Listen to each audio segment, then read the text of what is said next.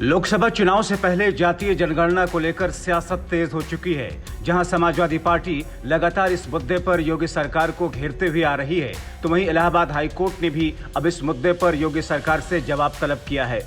High court ने 4 हफ्ते में इस पर जवाब देने को कहा है और इस बीच बीएसपी सुप्रीमो मायावती अब इस मुद्दे पर एक कदम और आगे चली गई। उन्होंने सिर्फ यूपी ही नहीं बल्कि पूरे देश में जातीय जनगणना कराने की मांग की। उन्होंने कहा कि देश के सभी उपेक्षित वर्गों को मुख्यधारा में लाना जरूरी है। बीएसपी सुप्रीमो मायावती ने एक के बाद एक कई ट्वीट करते हुए जातीय जनगणना को लेकर यूपी की योगी आदित्यनाथ सरकार समेत केंद्र सरकार को भी आड़े हाथों लिया।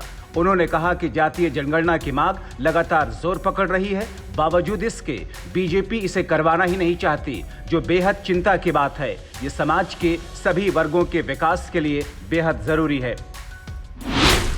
ओबीसी समाज की आर्थिक, शैक्षणिक और सामाजिक स्थिति का सही आकलन कर उसके हिसाब से विकास योजना बनाने के लिए बिहार सरकार द्वारा कराई जा रही जातीय जनगणना को पटना हाईकोर्ट द्वारा पूर्णतः वैध ठहराए जाने के बाद अब सबकी निगाहें यूपी पर टिकी हैं कि यहाँ यह जरूरी प्रक्रिया कब होगी। देश के कई राज्य में जातीय जनगणना के बाद यूपी में भी इसे कराने की मांग लगातार जोर पकड़ रही है, किंतु वर्तमान बीजेपी सरकार भी इसके लिए तैयार नहीं लगती है।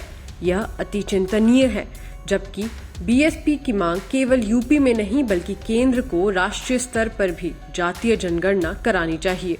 बीएसपी सुप्रीमो ने कहा कि देश में जातीय जनगणना का मुद्दा मंडल आयोग की सिफारिश को लागू करने की तरह राजनीति का नहीं बल्कि सामाजिक न्याय से जुड़ा महत्वपूर्ण मामला है। समाज के गरीब, कमजोर, उपेक्षित और शोषित लोगों को देश के विकास में उचित भागीदार बनाकर उन्हें मुख्यधारा में लाने के लिए ऐसी गणना जरूरी है। आपको बता दें कि बिहार के बाद सपा अध्यक्ष अखिलेश यादव भी लगातार यूपी में जातीय जनगणना कराने की मांग करते आ रहे हैं।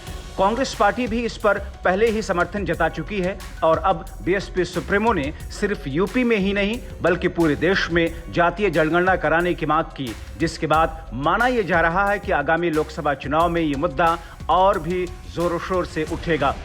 Bureau report, TV7 Bharat.